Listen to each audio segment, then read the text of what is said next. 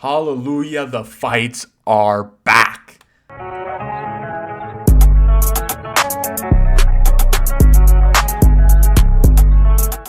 Well, boys and girls, there is beyond belief so much to talk about with this UFC event. Besides the main card being one of the greatest main cards I've ever watched in my entire life, there was so much to unpack here that it is just absolutely insane. This is the official results for UFC 249 coming at you from Combat Sports Central, and it was something. It was something. So let's start at the early prelims. We'll get through those quickly because, man, there's just so much to talk about when it comes down to the top of this card. It was just stacked. So let's start at the very, very bottom so we can get you guys all the decisions. Ryan Spann wins a split decision over Sam Alvey. Bryce Mitchell dominates Charles Rosa. Vicente Luque and Niko Price go to absolute war. This fight should have been on the main card for sure. It should have replaced Greg Hardy versus Yorgan De Castro, but hindsight is always 2020. So nonetheless, Vicente Luque picks up a late win in what was an ultimate fight. Like, it was amazing. Then you get a little break with Carla Esparza and Michelle Waterson refusing to engage that often. Neither woman really engaged. It was not that entertaining. It was kind of a bathroom break, so to call it. Even Carla Esparza came out after the fight and said Michelle Waterson was social distancing inside the octagon, which it kind of looked like both women were, so I'm not going to complain either side. Aleksei Oleink defeated Fabricio Werdum in what was a very close fight. It was actually pretty exciting for guys that got pretty tired in the late stages of the fight, but nonetheless, Aleksei Oleink kind of lit Werdum up on the feet. Werdum was working clinch knees. He clearly saw the Alistair Overeem finish of Aleksei Oleink because he was attempting it all night long. But nonetheless, the judges give a split decision to Aleksei Oleink in a very close fight. Aleksei Oleink improves to 59-13. That is a ridiculously long MMA career, and the guy just continues to win fights. He's 2-0 in his last two. Then you get Anthony Pettis, Donald Cerrone in a rematch. Anthony Pettis defeated Cerrone in the first fight, and he defeats him in the second fight in what was also a very, very close fight. Lots of debate on Twitter on who won that fight. I gave it to Anthony Pettis.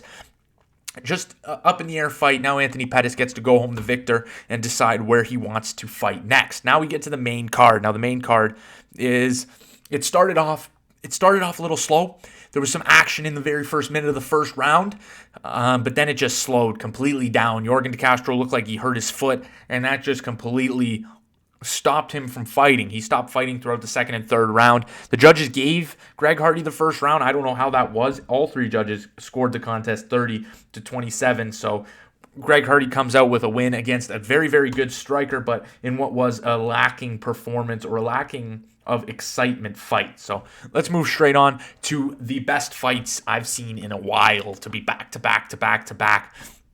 It starts with Calvin Kattar going at it with Jeremy Stephens. Stephens missed weight by 5 pounds to the championship limit. 4.5 technically, because you can make 146 for a 145 fight, not for the title. So Stephens comes out and looks pretty impressive against Kattar, landing big strikes like he does against a lot of guys. But then Kattar landed one of the most brutal elbows on the feet I have ever seen. And that put Jeremy Stephens to where he landed another brutal elbow that just cut a gash in his forehead right here.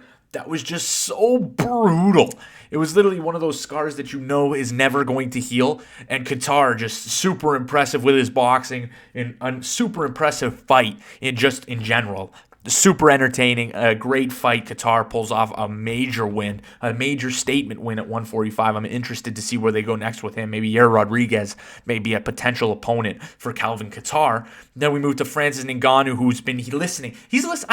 I feel like he's been listening to all of us bring up Derek Lewis when it comes to two big guys going in there, two heavy strikers getting in the octagon together. They keep bringing up Derek Lewis in what was one of the most boring fights in MMA history. So Ngannou came out swinging for the fences, and he landed the most brutal left hand that just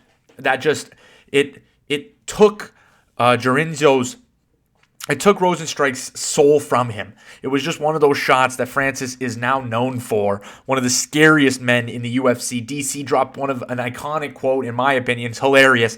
He's like, everybody wants to see Francis Ngannou fight for a title, including myself, just not against me, because he knows he wants to fight Stipe and get out of the octagon, officially retire after finishing that trilogy with Stipe. But that was a funny comment. Francis is definitely going to get a title shot in what, if not his next fight, if DC and Stipe takes up a good chunk of time, he's going to be in the next title fight for sure. This performance was dominant. It was a statement. Francis Ngannou, just be scared. He's the future of the heavyweight division. That's for damn sure. Then you get Henry Cejudo versus Dominick Cruz. Henry Cejudo, extremely impressive in the very first round for almost the entire round, butchering Dominick Cruz's legs. I felt Dominick Cruz kind of picked it up in the second round, but very late in the round, Dominick kind of dropped his head like he was going for some body strikes and some oblique punches, and Henry Cejudo just landed a pinpoint, beautiful knee that just, it didn't shut the lights off of Cruz, but his thought left for at least 5 seconds to 10 seconds as he fell to the mat, but then he kind of recovered, and as he was getting up, the referee jumped in to stop the fight. Now, before he got up, he was eating strikes. He was face down, ass up. He was eating strikes. You kind of could argue the ref should have stepped in there, but as he was just getting to the fence and getting to his feet, Keith Peterson stepped in, stopped the fight. Dominick Cruz gets to the mic afterwards and kind of speaks in his mind. He clearly seems to be there. He seems to be conscious. He doesn't appear to be ever knocked out in this fight, because he comes onto the mic afterwards and he just eloquently speaks his mind as he does a great job as the commentary crew. You can clearly tell he's a great speaker. He thinks his thoughts through, and he came out with perfect. He's like, if I'm getting up, you can't say I'm knocked out. So that was a good post-fight explanation for what happened. And then Henry Cejudo drops probably the bombshell of UFC 249 that he's retiring from MMA competition. Now, I've seen whole different types of speculation on this. Henry Cejudo is looking for a new contract. He wants money fight. He's probably going to use this as leverage to get up there to fight Alexander Volkanovski, who's expressed interest in a Henry Cejudo fight. I might dive deeper into the options, into what this gave some leverage to Henry Cejudo. I might make a video explaining how it gave leverage to Henry Cejudo, in what ways it gave leverage to Henry Cejudo. But Henry Cejudo picks up a win, and that's three of arguably the GOATs of their division: TJ Dillashaw, Demetrius Johnson, and now Dominick Cruz. Extremely impressive stuff from the Olympic gold medalist. And then you get to the main event. It made me extremely sad to see Tony Ferguson in the state that he was at the end of the fight, accepting a fight basically on short notice, training for Khabib for as long as he did. The coronavirus screwed up Khabib's flight plans to the U.S., so Khabib gets stuck in Russia. Tony still wants to fight. He gets Justin Gaethje. Gaethje's always going to sign on the dotted line when it's a big fight like this. This guy's going to sign on the dotted line when it's a smaller fight, and he knows he can fight. He knows that he can impress the audience. He knows that he can excite the fans, and he did exactly that in signing to fight Tony Ferguson. And he came in, and you could just see him put the pieces together to be one of the best stories coming from outside the UFC as an undefeated fighter, going in there and scrapping it out. I remember watching Justin Gaethje interviews where he's like, man, I just go in there to fight. I don't care if I get knocked out, he gets knocked out. I'm just going in there to scrap. But this Justin Gaethje, the Justin Gaethje that's knocked out Edson Barbosa, Donald Cerrone, and now finished Tony Ferguson inside 25 minutes, is a Justin Gaethje that comes in there and knows, I'm going to go at him with pinpoint striking.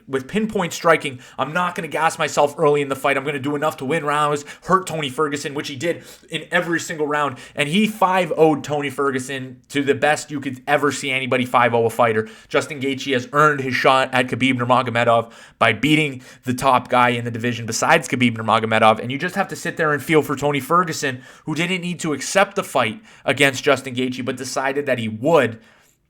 Stepped in there after training for a wrestler on 3 to 5 week notice, and just went out there and ate absolutely everything Gaethje threw at him, and just until his body just refused. His body is a machine to where he was eating strikes no other man humanly possible at that weight division, or even at weight divisions higher than that, could take. He was eating those shots and still moving forward, and he didn't even get finished. He was still standing at the end of the fight, which is just so fucking impressive. You're going to hear everyone talk about how impressive his performance was in defending and eating all of those strikes, but Justin Gaethje proved that he's ready to go. He's ready to take on Khabib Nurmagomedov, and I'm excited to see him fight Khabib Nurmagomedov. But that's just my initial reactions and recap of UFC 249. Let me know what you guys thought in your favorite moments in that comment section below. If you're not already subscribed to Combat Sports Central for news, highlights, and all the best stuff. It was great to have fights. I'm so happy we have fights again.